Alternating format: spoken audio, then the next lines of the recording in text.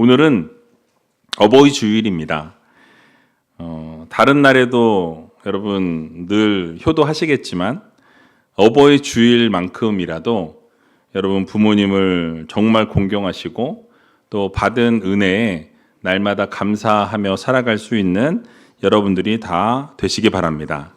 그런 의미에서 우리 부모님의 은혜에 감사하다고 우리 박수 한번 쳤으면 좋겠습니다. 너무너무 은혜에 감사드립니다.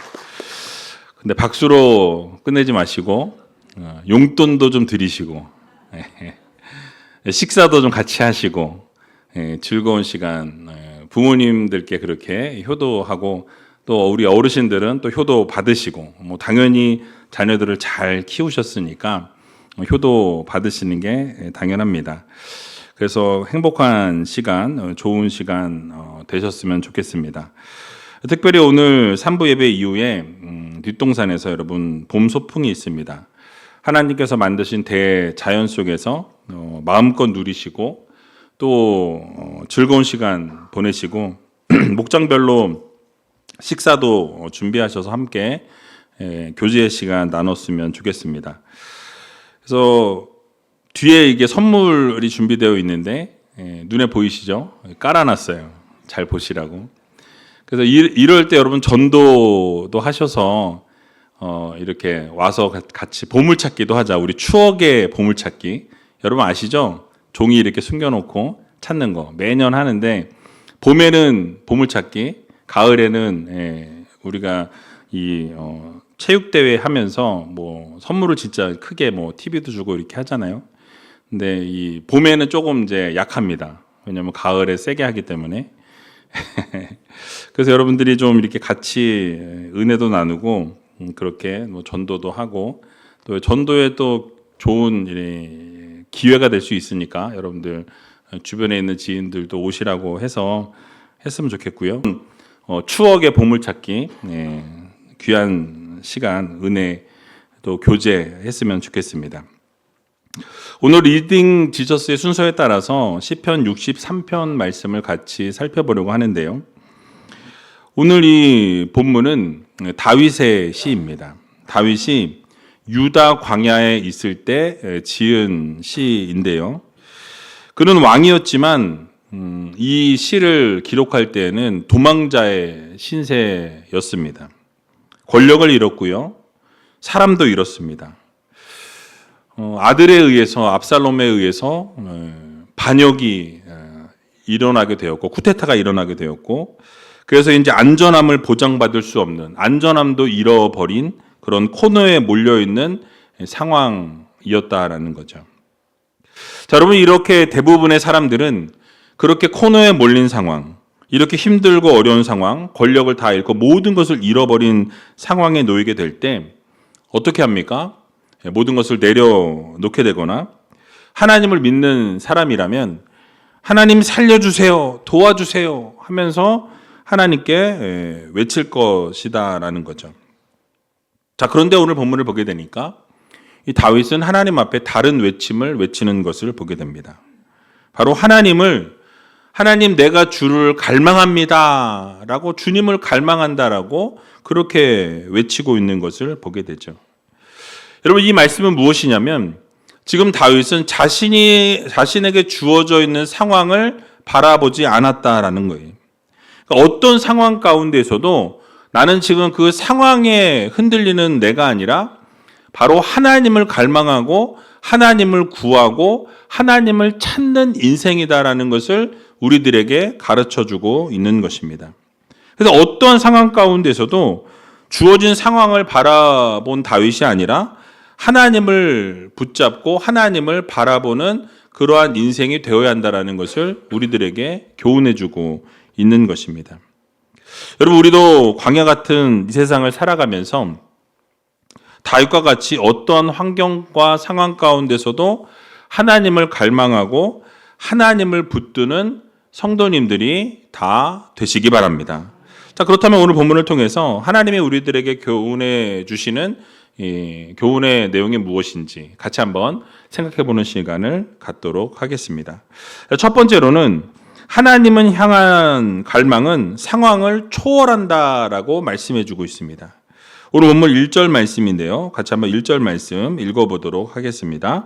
하나님이여 주는 나의 하나님이시라. 내가 간절히 주를 찾되 물이 없어 마르고 곰핍한 땅에서 내 영혼이 주를 갈망하며 내 육체가 주를 앙모하나이다. 아멘.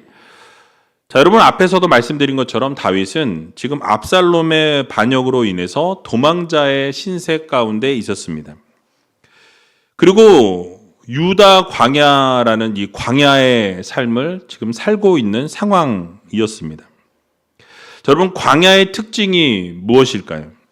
광야를 가보신 분도 계시겠지만 광야의 특징은 없음이에요. 없다. 아무것도 없다라는 거죠. 물도 없고요. 그늘도 없습니다. 안전함을 보장받을 수도 없는 곳이 광야라는 곳이에요. 그러니까 다윗은 그 없음의 결핍 가운데 있으면서도 하나님으로 채우고자 하는 그 열정과 그 갈망을 가지고 있었다라는 거죠. 그러면서 하나님 앞에 나아가는 것을 우리들에게 보여주고 있습니다. 여러분 다윗은 이 거칠고 메마른 이 광야에서 하나님을 갈망하고 있는데 하나님을 뭐라고 부르고 있습니까? 하나님이여 주는 나의 하나님이십니다 라고 외치고 있는 것을 보게 되죠. 여러분 다윗은 지금 아주 메마른 땅에 거칠고 아주 힘든 광야 가운데 있었어요. 그러니까 모든 것을 잃어버린 상태에서 지금 생명의 위협을 받고 있는 상황이었습니다. 언제 죽을지 모르는 상황에 놓여 있었죠. 그런데 그는 하나님을 어떻게 부릅니까? 나의 하나님이라고 부르고 있어요. 즉 상황이 나빠졌다고 해서 하나님과의 관계가 끊어진 것이 아니라 오히려 나빠진 상황 가운데서도 끝까지 하나님을 붙드는 모습을 우리들에게 보여주고 있다는 거죠. 여러분 환경이 달라지고 상황이 바뀌게 되면 나빠지게 되면 우리는 하나님을 저버릴 때가 있어요. 하나님을 떠날 때가 있다라는 거죠. 그러나 지금 다윗은 어떻게 고백하고 있습니까? 여전히 하나님은 나의 하나님이시라는 거죠. 힘들고 어려운 상황 가운데 내가 놓여 있을지라도 하나님은 여전히 나의 하나님이십니다. 라고 인정하고 고백하고 선포하고 있다라는 거죠. 그리고 그 하나님이 바로 나의 하나님이시라는 것을 이야기하면서 여전히 나의 주인이십니다. 여전히 나의 하나님이십니다. 라고 고백하면서 그 관계의 우선순위를 지금 두고 있다는 거죠. 여전히 하나님은 나의 첫 번째이십니다. 라는 것을 다윗은 인정하고 있다는 거예요. 여러분 우리도 이러한 모습을 마음에 새겨야 할 것입니다. 여러분 우리가 환경이 나빠지고요. 상황이 나빠지게 되면 여러분 우리는 어떻습니까? 하나님을 저버린다라는 거예요. 하나님을 떠난다라는 거예요. 그런데 그러한 상황 가운데서도 여전히 하나님은 여러분의 하나님이십니다. 그럼에도 불구하고 하나님은 여러분들을 붙들고 계시고 여러분들을 인도하시고 여러분들과 늘 동행하시는 하나님이시라는 것을 여러분들 모두 믿으시기 바랍니다. 나의 하나님이라는 것을 인정하는 그런 믿음의 고백을 날마다 하나님께 올려드려야 한다는 거예요. 여러분 지금 다윗이 있는 곳이 어디라고 말씀드렸죠? 유다 광야라고 말씀드렸어요. 여러분 광야는 물이 없는 곳이에요. 그러니까 육체적으로도 아마 모르긴 몰라도 상당히 목이 마른 상황이었을 거예요. 갈증이 심각한 상황 가운데 있었을 것입니다. 너무나도 힘들고 어려운 상황, 거기다 죽음의 위기 가운데 물도 마시지 못하는 상황 가운데 놓여 있었다는 거예요. 그러니까 목이 지금 타들어가고 있는 상황 가운데 있던 다윗이었음에도 불구하고 다윗은 뭘 갈망합니까? 물을 갈망한 것이 아니라 하나님을 갈망했다라고 말씀해요. 그러니까 육체적인 갈증을 느끼는 그 자리에서 다윗은 오히려 영적인 갈증을 하나님 앞에 노래하고 있다라는 거죠. 하나님을 갈망합니다. 내가 힘들고 어려운 상황이지만 여전히 하나님은 나의 주인이시고 나의 하나님이십니다. 나는 주님을 갈망합니다. 주님을 찾습니다. 주님을 예배합니다. 주님을 바라봅니다. 이렇게 토로하고 있는 거예요. 여러분 다윗은 육신의 배고픔이나 목마름보다 더 근본적인 결핍, 즉 하나님의 임재가 없는 상태에 대한 목마름을 지금 하나님께 외치고 있는 거예요.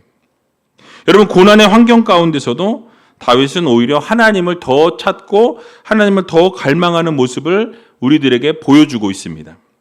결국 다윗은 하나님 없이는 살 수 없다라는 것을 전제하고 있어요. 내 인생을 돌아놓고 보니까 이렇게 힘들고 어려운 상황 가운데서도 내가 견딜 수 있었던 것은 무엇 때문에? 하나님 때문에. 하나님이 나와 함께 하셨기 때문에 나는 견딜 수 있었습니다 라고 고백하고 있는 것이죠. 그러니까 마치 사슴이 시냇물을 찾기에 갈급함과 같이 오직 하나님만이 갈증을 해소할 수 있는 유일한 대안이시라는 것을 인정하고 고백하고 있다는 거죠. 그러니까 내가 힘들고 어렵지만 이 모든 것은 결국 하나님이 해결하실 것이라는 믿음과 확신이 다윗 안에 있었다라는 사실이에요. 여러분, 우리도 이 세상 살아가면서 생존의 위협을 받게 되고 단 한 걸음도 걸어 나갈 수 없게 된 상황에 놓이게 될 때 여러분, 우리도 무엇이 필요하다? 하나님이 필요하다. 하나님만이 나의 구원자 되신다 라는 것을 인정하고 고백할 수 있는 믿음의 성도님들이 다 되시기 바랍니다. 특별히 문제가 있고 힘든 상황 가운데서 다윗과 같이 하나님을 먼저 찾을 수 있는 그런 하나님의 자녀들이 되어야 할 것입니다. 리처드 윈브랜드 목사님은 이 루마니아 공산 정권에서 14년이라는 시간 동안 감옥에 갇혀서 혹독한 고문을 당했다고 합니다. 그의 책인 고난을 통한 승리라는 책에서 이렇게 기록하고 있는 것을 보게 됩니다. 우리는 성경도 없었고 찬송도 없었고 설교도 없었다. 그러나 우리는 하나님을 잃지 않았다. 오히려 그곳에서 하나님은 더 가까이 계셨다라고 고백하고 있는 것을 보게 됩니다. 여러분, 그렇습니다. 정말 광야와 같은 이 감옥 속에서 그 목사님은 하나님을 더 깊이 갈망하게 되었다라고 말씀해요.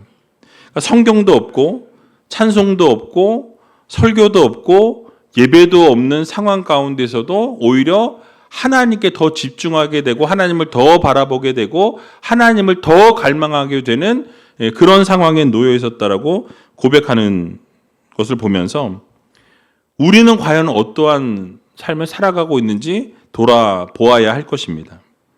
여러분, 혹시 광야 가운데 서 있을 때 하나님을 먼저 갈망하는 성도이십니까? 아니면 광야를 다 지나간 이후에 평안할 때 그제서야 우리는 하나님을 떠올리는 성도이십니까? 우리는 어떠한 상황 가운데 놓여 있든지 하나님을 갈망하고 하나님을 구하고 바라보는 믿음의 성도들이 되어야 할 것입니다. 광야 같은 삶 속에서 오늘 본문이 말하고 있는 것처럼 정말 내 영혼이 주를 갈망하고 내 육체가 주를 앙모하나이다 라고 고백했던 이 다윗의 고백이 바로 여러분들의 고백이 되시길 주님의 이름으로 간절히 축원드립니다. 자, 두 번째로 생명보다 귀한 주의 인자하심에 대해서 말씀하고 있습니다. 오늘 본문 3절과 4절 말씀인데요. 같이 한번 읽어보겠습니다. 주의 인자가 생명보다 나음으로 내 입술이 주를 찬양할 것이라. 이러므로 내 평생에 주를 청축하며 주의 이름으로 인하여 내 손을 들리이다. 아멘. 자, 여러분, 성경에서 이 생명이라는 것은 인간이 가진 가장 소중한 기본권입니다. 그 모든 가치의 근원이라고 할 수 있는 것이 바로 생명이에요. 생명이 없어지면 끝이 난다라고 우리는 생각합니다. 그런데 지금 다윗은 뭘 고백하고 있죠? 하나님의 그 인자하심이 생명보다 낫다라고 선포하고 있어요. 이 말씀은 무엇이냐면 이 생명의 가치보다 무엇이 더 좋다라는 거예요. 하나님의 인자, 하나님의 사랑, 하나님의 은혜가 우선순위에 있다라고 말씀하고 있는 것이죠. 그러니까 우선순위가 지금 이동한 거예요. 이전에는 생명이 우선순위였으나 이제는 무엇이? 하나님의 인자가, 하나님의 은혜가, 하나님의 사랑이 더 먼저다, 우선순위에 있다라고 이렇게 다윗은 고백하고 있는 것입니다. 여러분, 우리가 흔히 생각할 때 살아야 신앙이 있고 그래도 살아야 우리가 찬양할 수 있는 거 아니냐. 그러니까 사는 게 생명이 먼저다라고 생각할 수 있다라는 거죠. 하지만 다윗은 하나님의 사랑이 없다면 여러분 살아있는 것조차 의미가 없다라고 말씀하고 있는 거예요. 그러니까 뭐가 중요하다? 하나님의 은혜가 중요하다. 하나님의 사랑이 중요하다. 하나님의 사랑이 없다면 살아있는들 그게 뭐가 소용이 있냐라고 다윗은 지금 외치고 있는 거예요. 그러니까 숨을 쉬고 있어도 하나님의 사랑을 만약에 느끼지 못한다라고 한다면 그것은 죽은 거나 다름이 없다라는 것을 강조하고 있는 것입니다.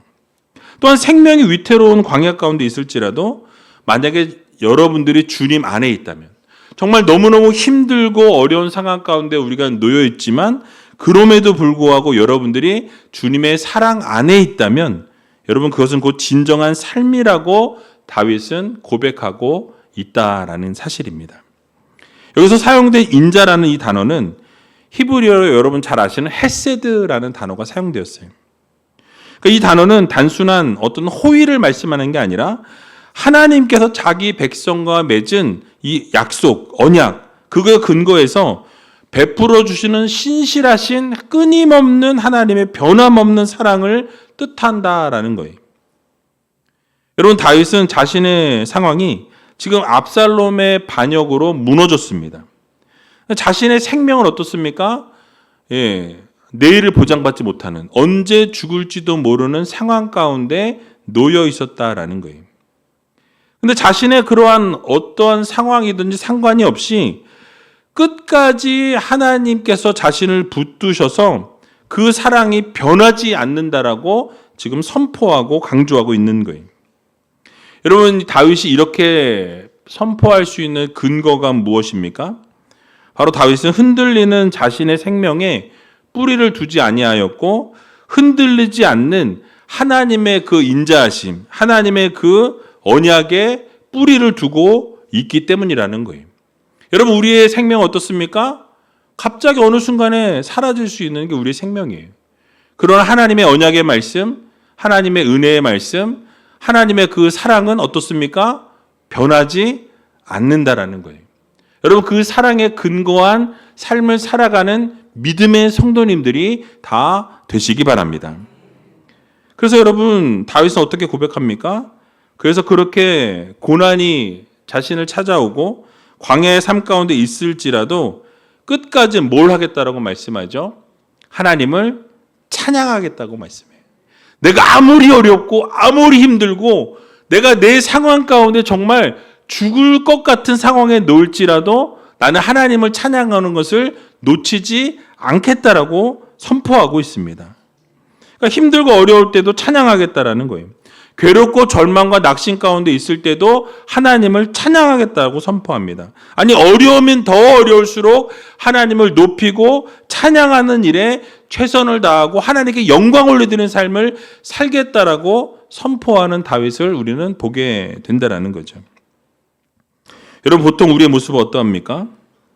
문제가 해결이 되거나 우리의 생명이 안전하다라고 느끼게 될 때 그제서야 우리는 찬양을 한다라는 거죠. 그러나 다윗은 어떠합니까?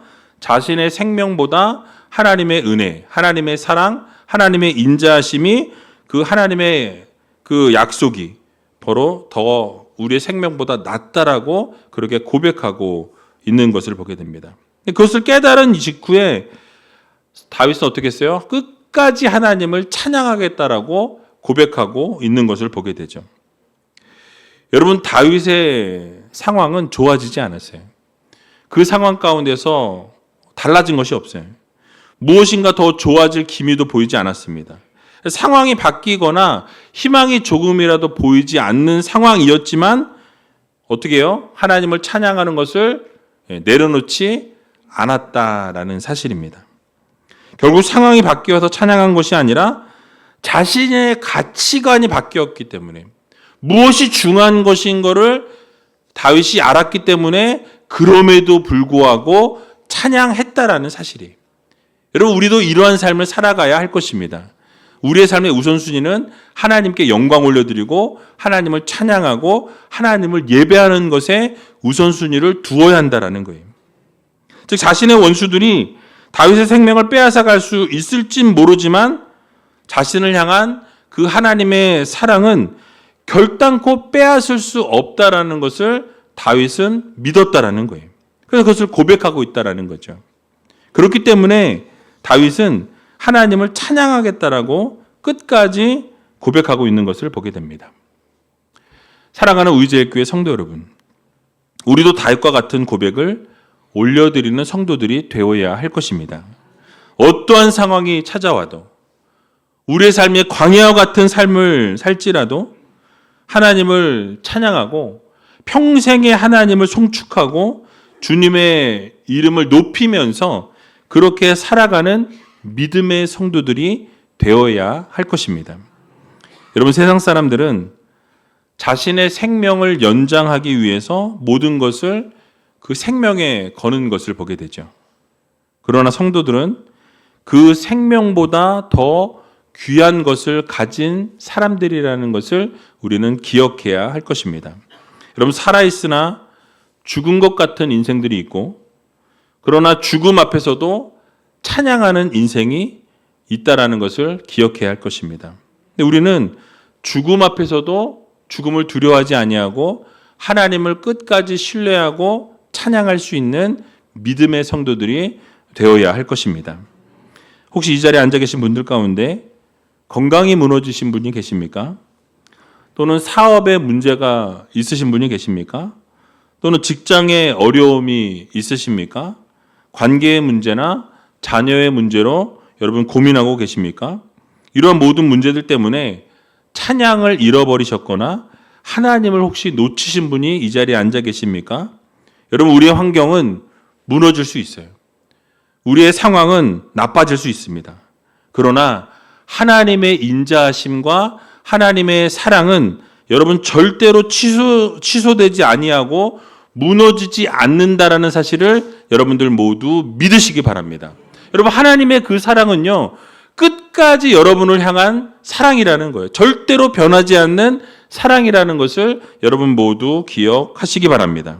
그러므로 이번 한 주간 우리가 이 세상을 살아가게 될 때 하나님의 사랑이 여러분들을 끊임없이 보호해 주시고 여러분들을 인도하시고 여러분들을 책임져 주신다라는 것.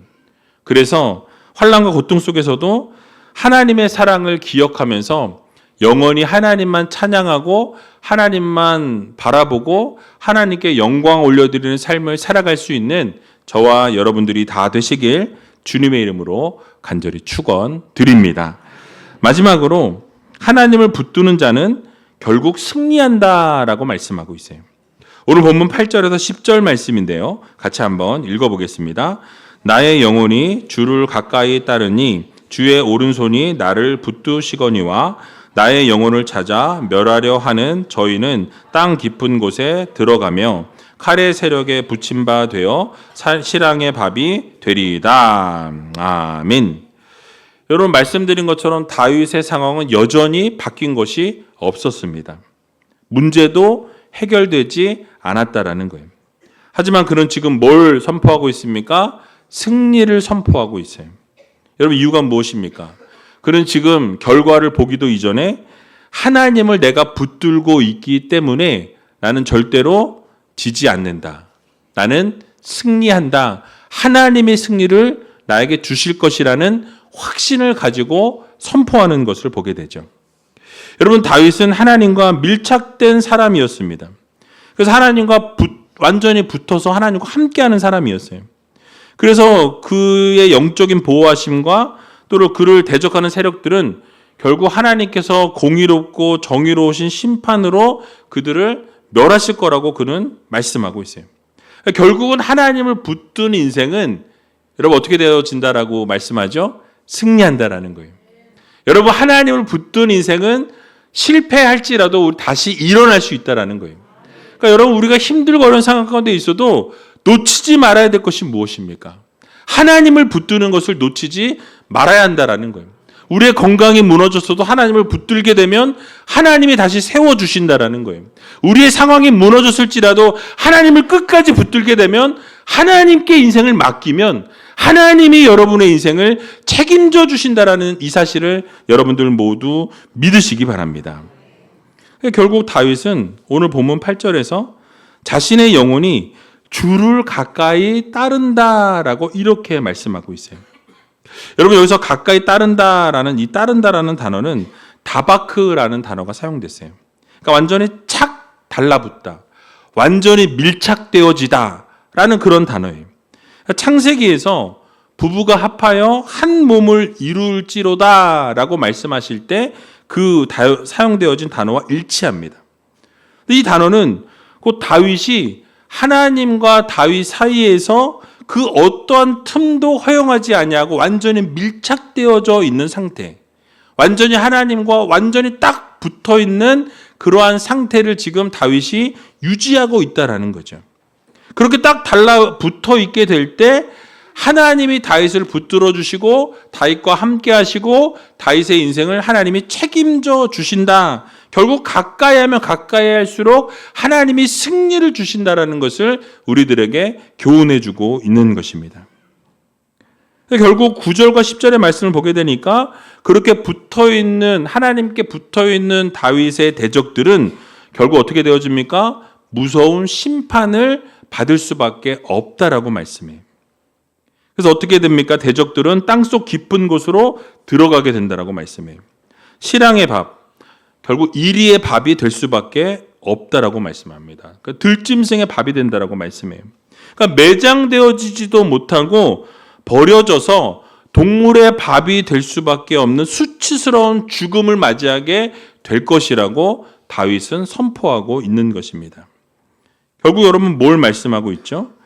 하나님의 사랑을 받고 있고 하나님의 손에 붙들림 바 된 인생은 하나님이 책임지신다라는 거예요. 근데 그들을 공격하는 그 어둠의 세력, 그 원수들은 결국 어떻게 되어집니까? 무서운 심판에 처하게 되어 있다라고. 결국 승리를 하나님이 허락하신다라고 분명하게 말씀하고 있는 것을 보게 됩니다. 여러분 우리는 이것이 얼마나 심각한 것인지를 우리는 알아야 합니다. 그래서 우리가 혹시라도 하나님을 섬기는 자들을 공격하거나 싸우거나 하나님의 사람들을 대적하게 될 때에 결국 어떠한 결과를 초래하게 되는지를 우리는 잊지 말아야 한다라는 거예요. 결국 하나님께서 심판하시고 결국 그 모든 결과를 하나님이 책임지신다라고 말씀합니다. 여러분이 아시는 것처럼 결국 다윗은 스스로가 복수하지 않아요. 다윗은 어떻게 합니까? 그 모든 것을 공의로우신 하나님께 다 맡겼다라는 거예요. 내어드렸다라는 거예요. 그 결과를 하나님께 맡겨드렸더니 어떻게 하십니까? 하나님의 때가 되어서 그 모든 것을 다 정리하셨다라는 것을 우리는 보게 된다라는 거예요. 그러면 우리가 할 수 있는 것이 무엇입니까? 여러분, 하나님께 맡기는 거예요. 이번 한 주간 살아갈 때 우리가 할 수 있는 것은 없습니다. 하나님께 내어 맡기면 누가 하세요? 하나님이 하시는 거예요. 하나님이 모든 것을 주관하시고 인도하시고 이끌어 가시고 결국 여러분들을 승리케 하시는 것도 하나님이시라는 것을 여러분들 모두 믿으시기 바랍니다. 그러면 여러분 우리는 하나님을 붙들면 되는 거예요. 이번 한 주간 살아갈 때 하나님을 붙드시고 하나님을 바라보시고 하나님께 모든 것을 내어 맡길 때 하나님이 일하신다라는 것을 여러분 모두 기억하시고 하나님이 반드시 여러분의 인생을 책임져 주실 것입니다. 그러므로 이번 한 주간 하나님을 붙들고 여러분들의 대적들을 하나님의 손에 올려드림을 통해서 하나님께서 해결해 주신다는 것, 결국 승리케 하신다라는 이 사실을 믿으시고 우리 하나님께 모든 것을 내어 맡기며 이번 한 주간도 승리하는 저와 여러분들이 다 되시길 주님의 이름으로 간절히 축원드립니다.